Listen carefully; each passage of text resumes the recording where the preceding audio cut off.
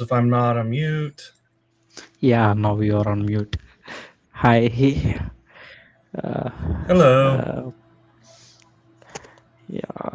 Let's wait for some time. So, how are you? How are you, Rodney? I'm doing pretty good. Staying busy, but that's not a terrible thing. Oh,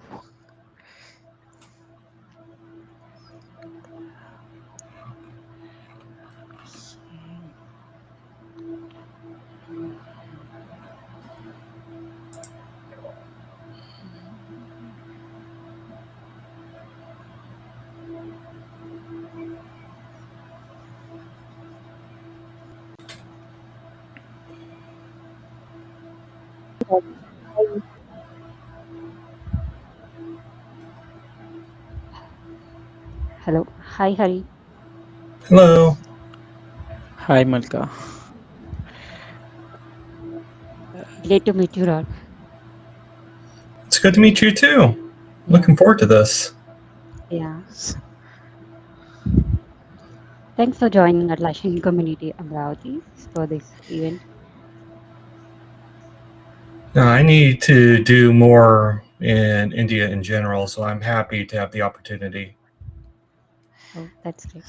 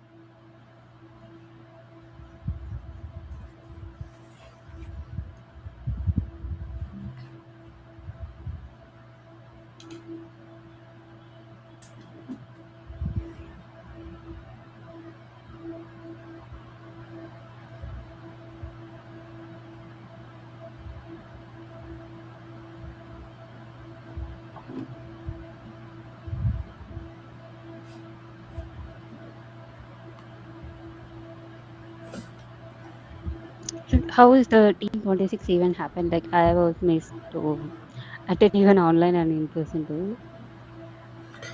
It was, it's always an trip as a champion. Hmm. It felt a little less. It had less people than normal. Okay. But given the state of the world, especially in the U.S. right now, that's hardly surprising. Um, I think it'll be really interesting to see Team 26 Europe in Amsterdam in Yeah. October. How that's how many people are there. Um, but as far as what was announced, it felt very much like a building year. They were taking the new features they've already announced and just improving them rather than coming up with anything that new. There's a few acquisitions they talked about. Obviously, it's Atlassian, but for the most part, it was just here's what we're improving on what we already have. Wow. So okay, are you going to attend again Team 26 Europe as well? Yeah, it's still in the air. If I could find a good sponsor for Hmm. it, I'd want to. Hmm. But as said, with the world situation being what it is, international flights are expensive, especially out of the U.S. So I may not be able to this year. Oh.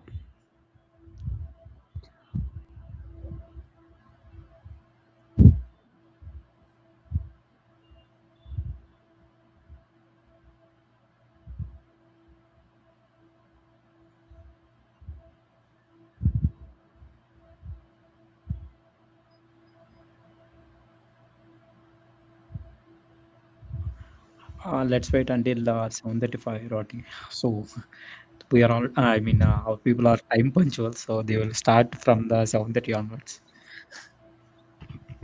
All right.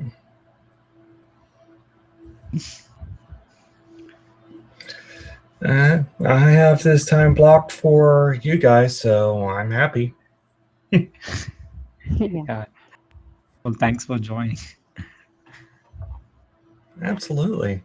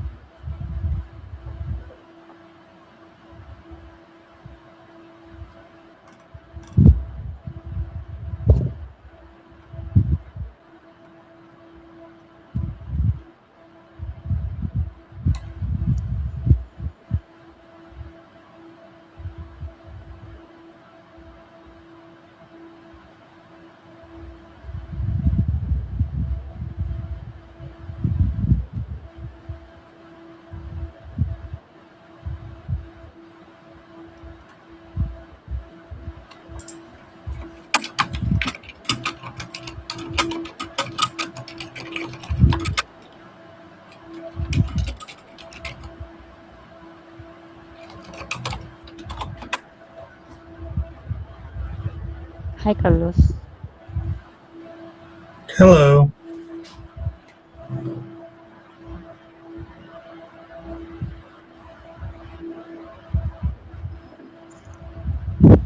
Hi, Joe.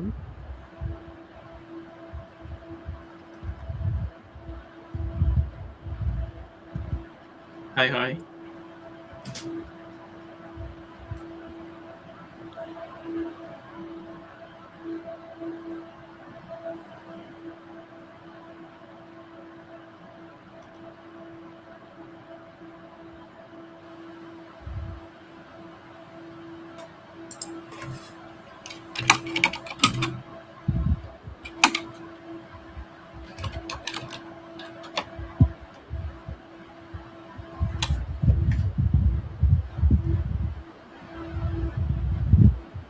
I think we are good to start. So people will join a little bit late.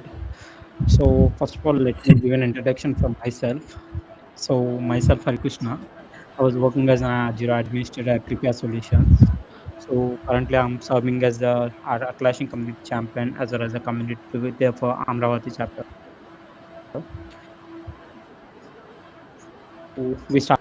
So and I'm very happy for the support of all your guys and happy to see you all for joining. Over to you, Maheshwari. Hey, hi, everyone. Thanks for joining in the Atlassian AC Amravati event. And I'm in community like over the past 1 year, and this year my anniversary is done as a community champion. I'm more about Atlassian enthusiastic about all the Atlassian tools, updates, and more about Forge Rovo. So yeah, that's all about me. And thank you. Harry, you can take over. So we have our speaker here. So Rodney. So I don't know what to call him, whether the Jira guy or Rodney. So he was an Atlassian architect as well as a blogger. So content writer, better content writer, we can say that. So there are a lot of more to say about this. So we'll handing the session to Rodney to take over the session here. All right. Well, first off, good evening, and let me just say I'm beyond honored that you would take time out after a long day to join me here. That still blows my mind. I'm just some guy from the U.S. It's been years. I'm still coming to terms with my global aspect of it. As Harry said, my name is Rodney. I'm an Atlassian Architect by day, but I am better known as the Jira guy. I am an Atlassian creator, which is a specific kind of champion. I do the Jira Guy blog, but I also co-host with Alex with the Jira Life podcast. Today, we're going to actually be talking about Rovo and AI governance. And I do want to be clear before we get started with this. This is not going to be a Rovo is amazing session. If you want to find those, Atlassian has plenty. We're not hurting for those. No, today this is here's what your Atlassian environment actually needs to look like before you start deploying AI at scale session. There's a lot of enthusiasm in the community and in the world right now around Rovo and Atlassian. And I want to actually give you something solid you can act on. So let's dig into it.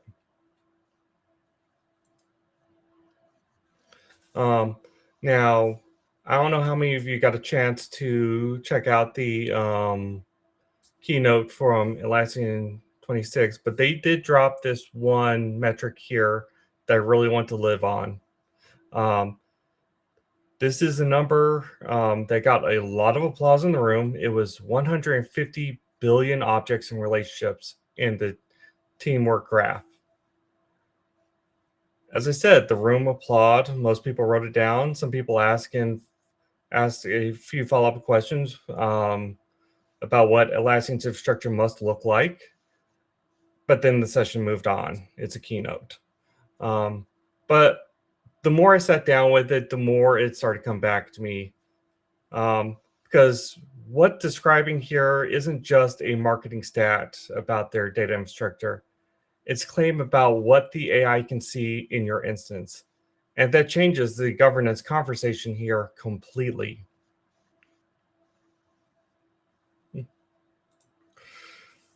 So here's what I mean when I say this is a claim context, not a storage metric. When Atlassian talks about 150 billion objects and relationships, they're describing the teamwork graph.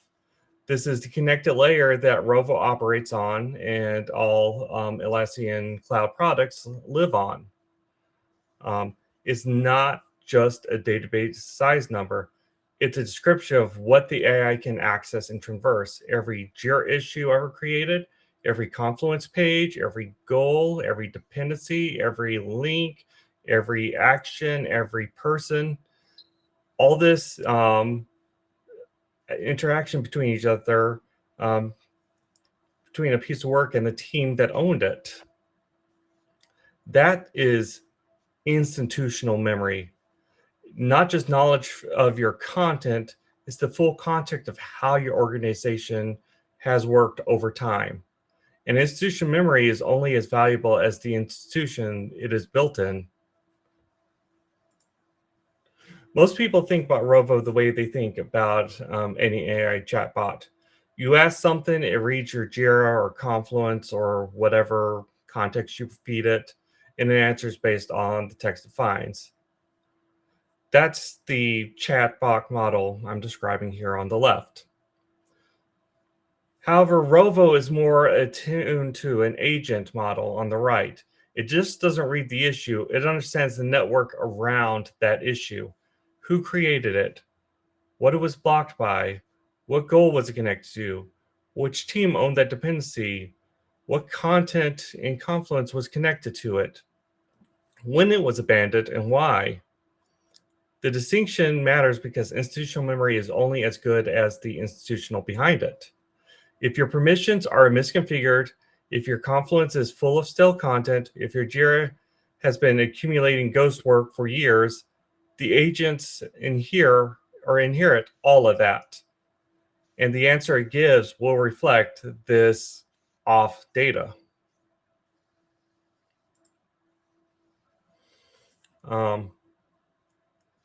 So here's the part that trips people up about Rovo permission model. It's behaving exactly as designed. Rovo only surfaces content that the user already has access to. Full stop. It respects your permission model. And to be clear, this is not a bad thing. The problem is that what the user has access to and what the user has ever meant to see are not always the same thing in most Atlassian environments. If permissions are too open, Rovo surfaces content across team boundaries, content that was technically accessible, but that nobody ever expected to actually surface. If permissions are too restrictive, however, Rovo loses context and gives you shallow, siloed answers. Neither failure is a bug in Rovo. Both are governance failures that Rovo makes visible to you.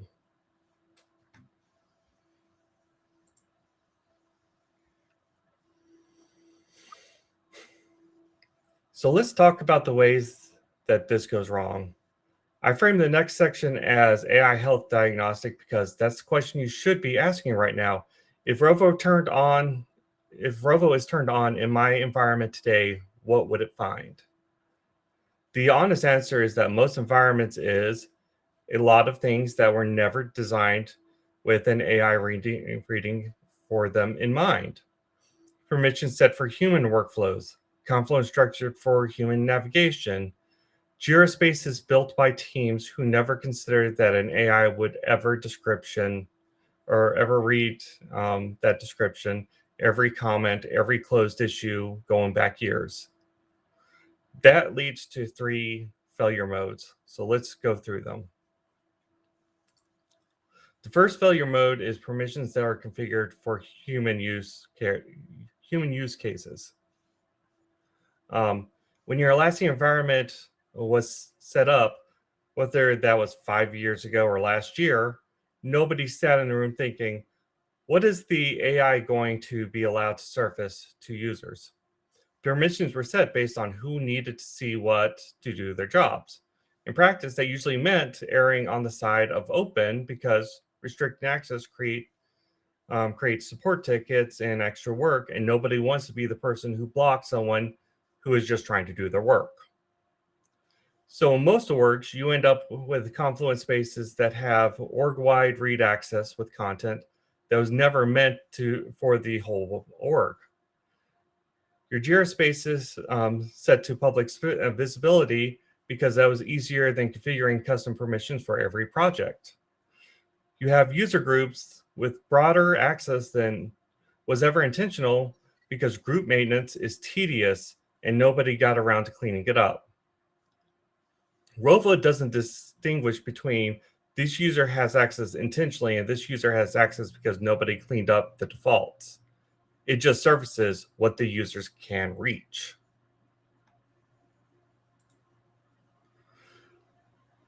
The second failure mode is Confluence that is structured for humans, not for an AI reading it. Humans navigate with context. When you open a Confluence, you know the difference between an active run book and a page that hasn't been touched since 2021. You know that the sandbox space is for experimentation, not authoritative documentation. You know that when a page is from a team that no longer exists. AI doesn't know any of that, however. It reads the 2019 deprecated process page the same weight it gives documentation published last month. It indexes the meeting notes from the team that restructured out of existence. It can't distinguish between source of truth space and an orphaned experiment. Without intentional content lifecycle management, Confluence accumulates. And the Rovo indexes all of that. Every stale page becomes a potential context for an AI answer. Every abandoned space becomes part of the institutional memory the AI is building its responses on. The third failure mode is Jira that was built without AI in mind. And this one surprises people because Jira hygiene sounds like a nice to have, not a government requirement. But remember here, 150 billion objects include every Jira issue ever created. That includes the proof of context space from 2019 that nobody ever archived. It includes the issues assigned to people who left the company 2 years ago. It includes test issues that were created during the training session, never resolved, and sitting in an open state. It includes 3 different custom fields that mean priority because 3 different teams created them independently. AI doesn't have a concept of this work was abandoned and should be ignored, or this person's account is deactivated, so don't factor in their workload. It treats your current sprint work and your 2019 experiment with the same analytical weight. Your Jira hygiene directly determines the quality of the Rovo context. Now let's talk about what you can do about it. I'm going to walk through 4 governance fundamentals, them being permissions, space hygiene, confluence structure, and data classification. Here's the thing I want you to hold on to. None of this is Rovo specific. These are government fundamentals that your environment should have regardless of AI. Rovo just makes the consequences of not having them concrete and immediate. It's forcing function for work that was already overdue.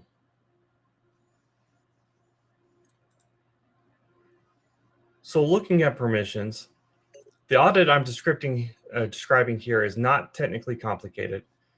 It's operationally uncomfortable because it means having the conversations about access decisions that were made years ago by people who may not even be in the company anymore.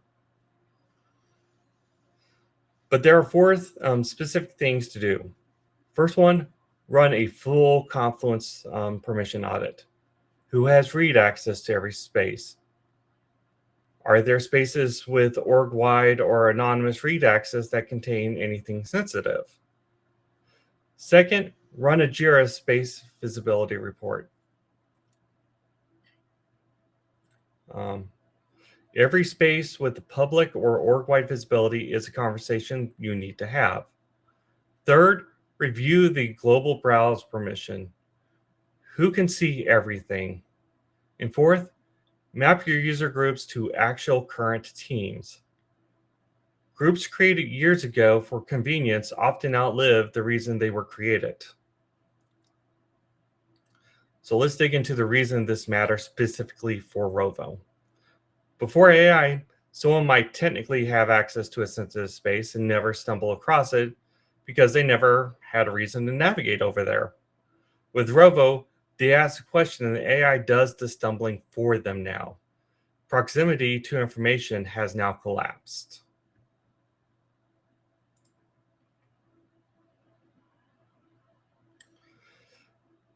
The next fundamental here is space hygiene. And for this one, I'll be transparent about. This is the area where most organizations are furthest behind. Every instance I've audited has ghost users. Just the way things are. Everyone has abandoned spaces with no active owner. The question isn't whether you have these, it's how many and what's in them. For ghost users, these are deactivated accounts still assigned to open issues. Run the report. Any issue assigned to an inactive account is a data quality problem that affects Rovo's context. As a process, when you're deprovisioning people, you should have a process that looks at who are they assigned to and who's the company equivalent of a next of kin, who inherits these issues now. For abandoned spaces, I typically look at no spaces with no activity in 12 months. That is, no updates and no creations. And then I also look for those with no active owner. I set a threshold. Again, I usually use 12 months, but I have seen people be as aggressive as 6 weeks and systemically archive them.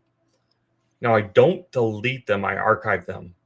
Archiving removes the space from Rovo index without destroying the record. So you can still go back and get that back data if it is ever needed, but it is not standing in your Rovo progress. Another governance, this is a governance best practice in general, but it becomes more important in the age of Rovo, is duplicate fields and orphaned issues. These are slower burns, but worth addressing. Multiple custom fields tracking the same concept teach the AI to treat the same data type as different things across your organization.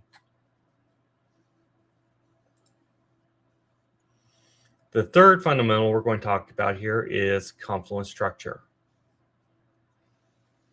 Confluent structure, to be clear, is a longer term posture, not an immediate win. You're going to spend a good while achieving this. The most actionable thing you could do right now, however, is sort your spaces by last modified date and look at the bottom of the list.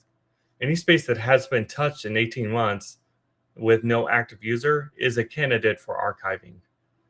In most instances, this list is longer than people really want to acknowledge. The archiving principle, I always emphasize, archive, don't delete. Archiving removes context without destroying the record. Deletion is a permanent activity. Once it is gone, it is gone. Archive first, establish a retention period, and if you absolutely need to delete it for space reasons, consider deletion at a later time. The content lifecycle policy is what prevents this from being a recurring problem. New spaces require an owner and a review date. It doesn't have to be complicated. Even a simple policy enforced consistently changes your governance posture significantly over time.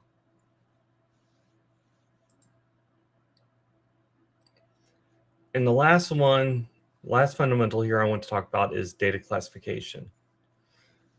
Data classification is about drawing the line before Rovo draws it for you.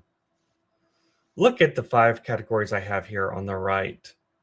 HR and personal matters, compensation and financial data, executive-only strategies, security incident details, legal matters under privilege, Ashkelf. Where does this content live in your environment today? What permissions govern it? Who has read access, and is that access intentional? Because the governance lever for Rovo is your existing permission model. If HR compensation data lives in a Confluent space with org-wide read access, Rovo will surface that content to anyone who asks the right questions. There's no AI level content restriction that overrides the permission layer.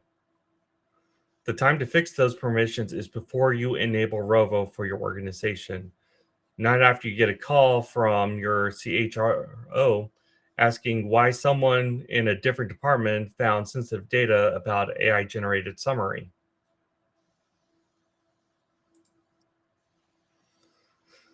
Now, the honest section. I want to be direct about where Rovo compliance posture is today, because if you're in a regulated industry, this determines whether you can deploy it at all. Not whether you should, but whether you can. I know this audience includes people from healthcare, from financial service, and government adjacent environments. This section is specifically talking to you.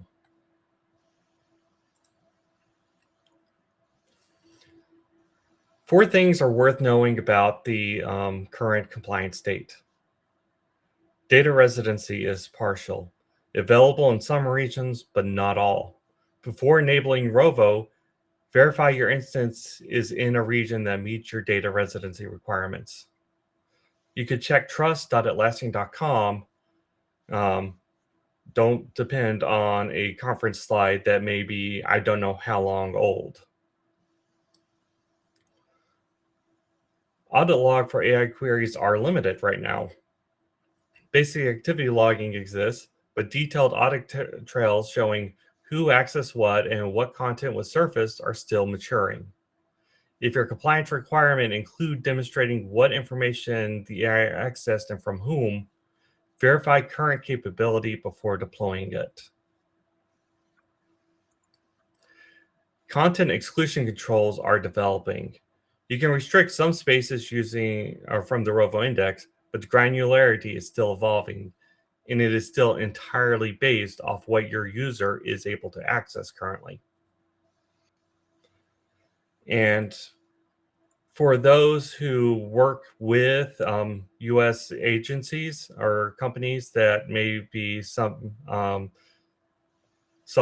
to HIPAA or FedRAMP, Rovo is not available on Atlassian HIPAA or FedRAMP compliant tiers, period. If your environment is on one of those tiers, Rovo is just not available to you. This is not a timeline question, it's compatibility boundary at this time.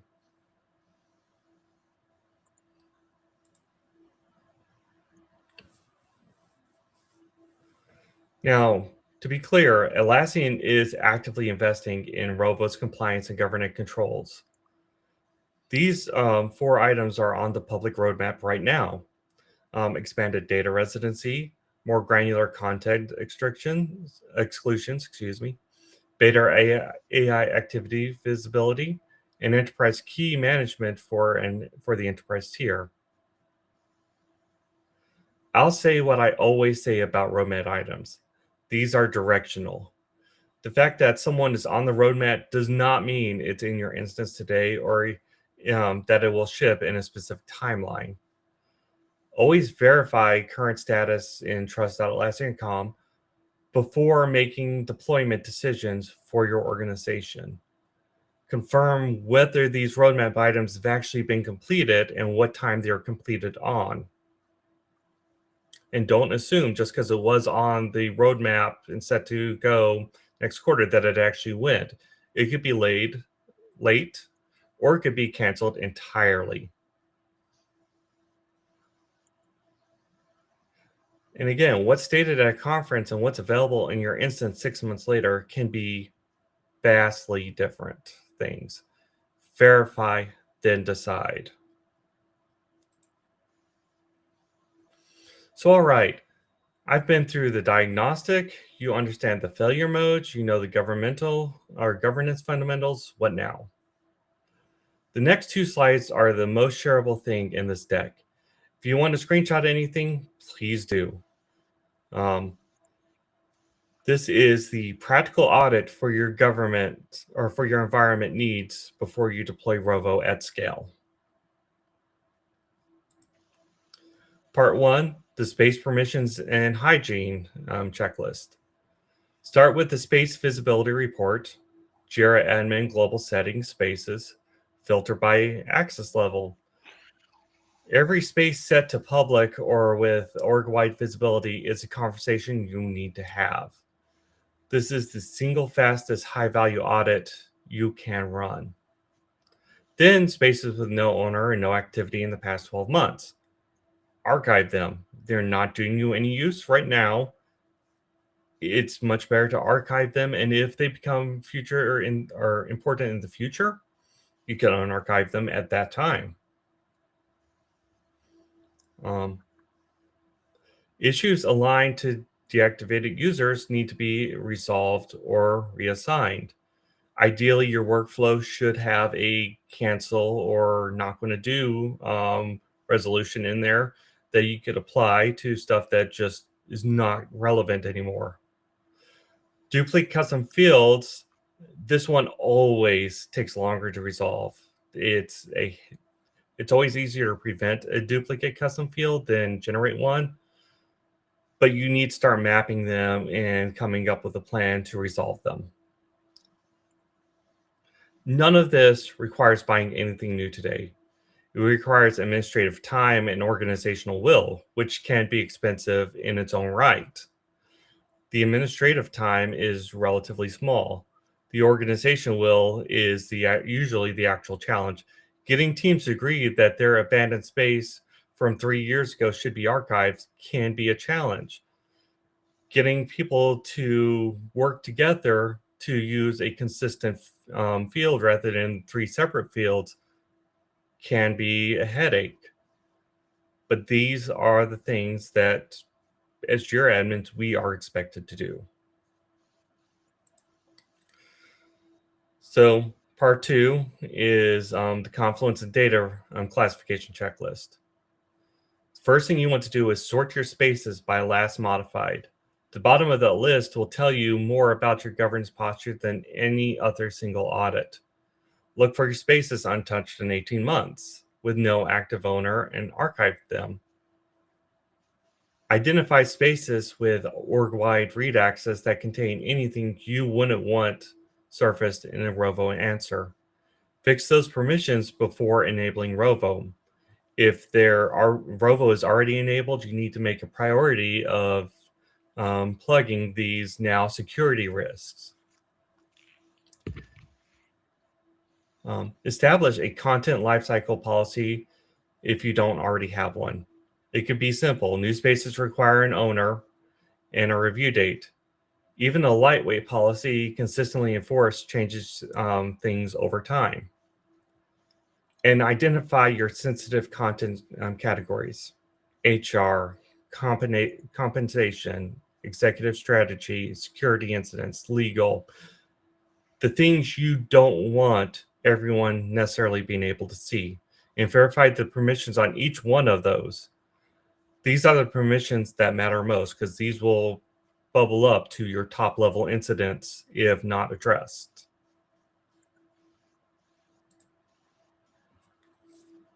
If you're looking at a checklist and thinking, where do I actually start this week? Here are 3 specific things that take under 2 hours combined and will surface your highest leverage issues. First, the Jira Space Visibility Report. 30 minutes, doesn't have to be long unless you have a lot of spaces, which I'm sorry. I'm facing that right now with one of my clients. You will find something that shouldn't be there, though. Almost guaranteed, every company has one of these. Every instance I've audited has had at least one space with visibility settings that were set for convenience and never revisited. And that's being generous. Usually it's at least 5. Second, confluence spaces sorted by last modified. 45 minutes. The bottom of the list will surprise you. Spaces you forget existed, spaces from teams that were restructured, spaces from initiatives that have ended and are no longer relevant. All of them will be in Rovo's index unless you archive them. Third, your top 5 sensitive content areas. Identify them, locate them, check their permissions. This will be your longest part of here, an hour. These are permissions that matter most before Rovo is live at scale.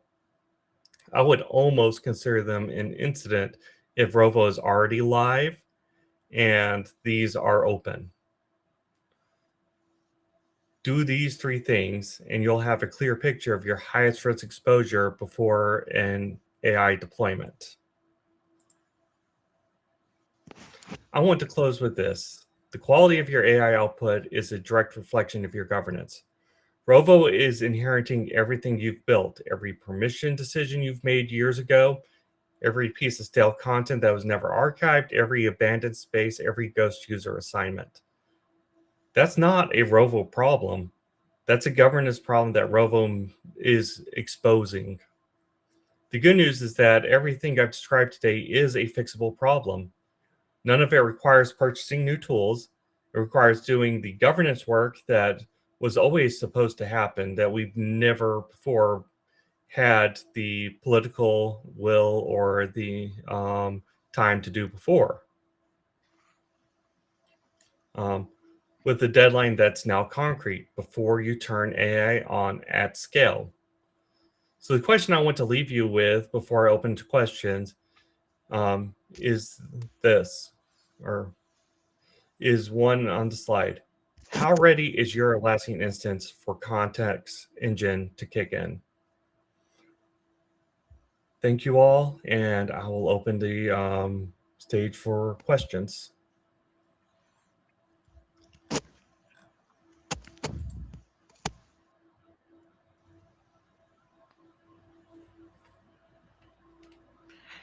Yeah, the Q&A session will be started, so you can ask questions here. So if you have any doubts.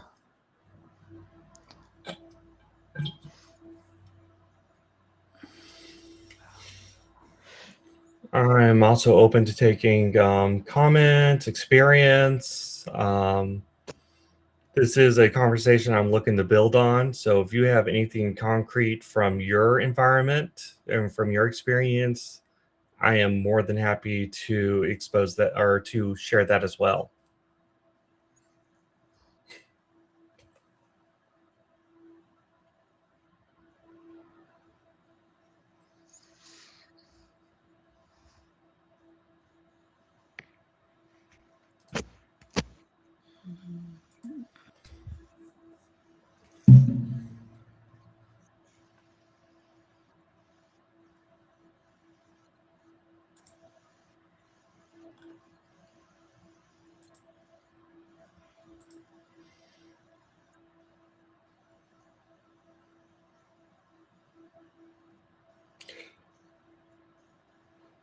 Someone is asking in chat if the recording will be shared. I believe it will, but I'll leave that for Harry to answer. Yeah, it will be shared. It will be shared after the session, so we'll update in our YouTube channel.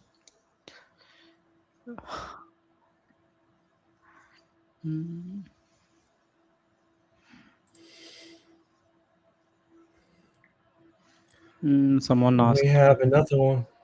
Yep, go ahead. We Someone have. ask a question. Yep. Let's go with here.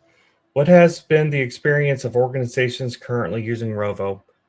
Most of the experience I've seen is still exploratory. They're still experimenting with it, trying to figure out how it mixes with all the other tools we have available right now, be that Claude or ChatGPT, or God help if you're forced to do this, Gemini. But it is starting to spread out there. I think the big changer that was announced at Team 26 here, though, and something I've been experimenting and using a fair bit, is the Rovo MCP that you could plug into some of these models. I have mine plugged into Claude, and it has been amazing for getting context out of Confluence into Claude to make decisions on. Because this is still experimental, from my experience, I haven't seen anyone who's been able to prove an ROI yet, with the exception of the Jira Life. We use Confluence natively for our content generation, generating podcasts, all that, and having access to context there has saved us so much time in setting up LinkedIn posts and YouTube videos and all this stuff. So we have got some ROI from the Jira Life, but that's our small little bubble. From enterprise customers, I have not seen an example yet, but I'm sure Atlassian has some examples by now.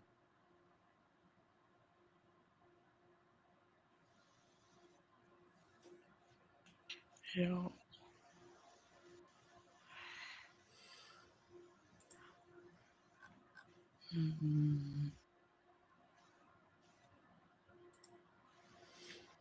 Any other question?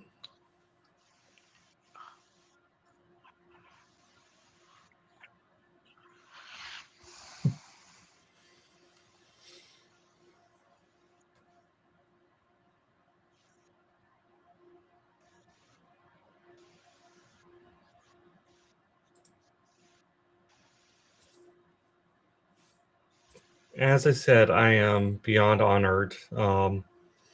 It's still dawning to me that I do have fans and people who know me all the way across the world, and that is still very humbling for me. So I really appreciate everyone being willing to join us tonight. We got another one from Kavitha, excuse me. Permissions are at project level or instance level for the user. The answer here is yes. If you don't have access to an instance level, it doesn't matter what project level you have. You don't have access via Rovo with that. But if you have instance level, it's going to look specifically space by space, and even for page restrictions, page by page, what you have access to, and only reveal to you and use for context what you have access to. So the answer here would be both, but the most important one you need to take a look at really is your project or space level permissions.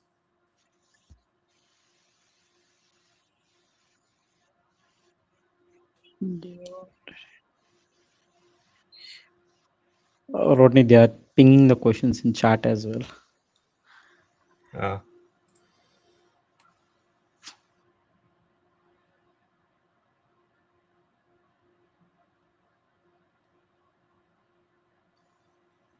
Okay, can financial services related projects? Okay, first, hi Rodney, glad to see you here. I am new to Rovo. Can you please elaborate a bit more on Rovo and what's the difference between Jira AI and Rovo? So the difference between Atlassian AI and Rovo is the layer that lives on Atlassian AI. AI is one agent, and then Rovo is divided into several different sections. The two I'm going to talk about right now are Rovo agents and Rovo chat. So those are two different parts of Rovo that are together a part of Atlassian AI. In practice, we don't really use the term Atlassian AI much anymore. We kind of combine them all together under the product category Rovo. Rovo Chat is the chat interface. It is available on Confluence, on Jira, I believe also in Bitbucket as well, though I'm still experimenting with that. I don't use Bitbucket natively in my development exercises. But it is like any other chat tool you've used. Think Claude, Cowork, or ChatGPT. You go in, you provide context, you ask a question, it does some processing, comes back to you. Rovo Agent is probably the more interesting one of the two because it is Atlassian's implementation of agentic AI. And this allows you to set a quote-unquote personality, as it were. You define what they're supposed to do, what they're supposed to look at, information they have, and then they could go and do something for you as an additional agent outside of what you're doing. So it allows you to multiply your workforce, in essence, by allowing you to let AI do some of the tasks for you. Of all of the products I've seen, I think Rovo Agent is the most interesting. It's probably most similar to OpenClaw. Though OpenClaw is a lot more powerful than Rovo Agents, just being clear. But OpenClaw also has a whole bunch of overhead that you have to manage that Rovo Agents don't have. So trade-offs. But yeah, if you've not experimented with it, I would definitely set up a test instance and play with it. As I said, what I've been using a lot is not necessarily Rovo chat or agents natively, but using the Rovo MCP to connect to Claude. One last question, and then I'll let Hari take it over. Can financial services related projects use Rovo in Jira? The answer here is yes, with strict permissions. If you limit that space and that information to who only needs access to it, it will only reveal it to those people. So if you're going to be using Rovo and you have financial service related projects in your space, in your instance, you need to do that audit to figure out what permissions they have and lock them down if necessary as soon as possible.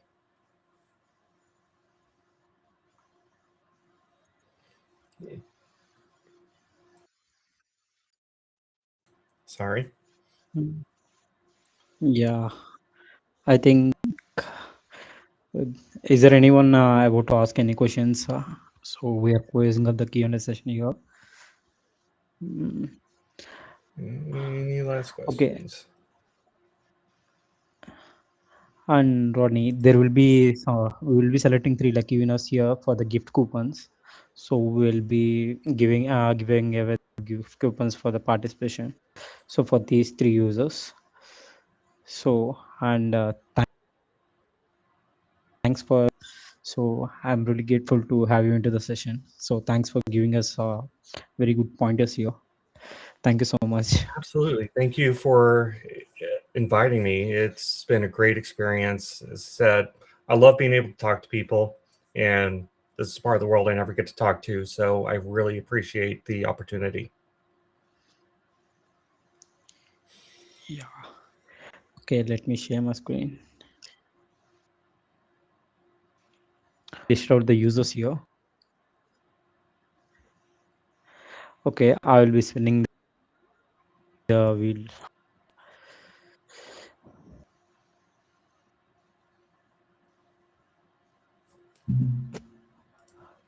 The first winner is Totakura Leela Nag Sai Prasad, I guess. So, Prasad, if you're here in the session, you can ping DM me in the LinkedIn. So I will send you DM me your email ID in the LinkedIn. So I'll send you the gift coupon. Okay. Next, go for the next.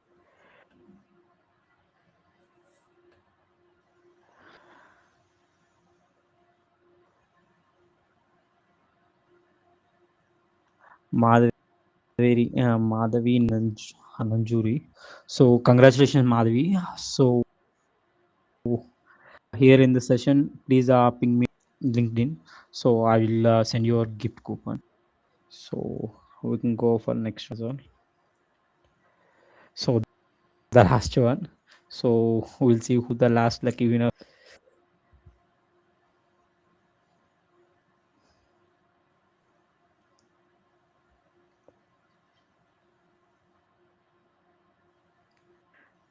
Congratulations.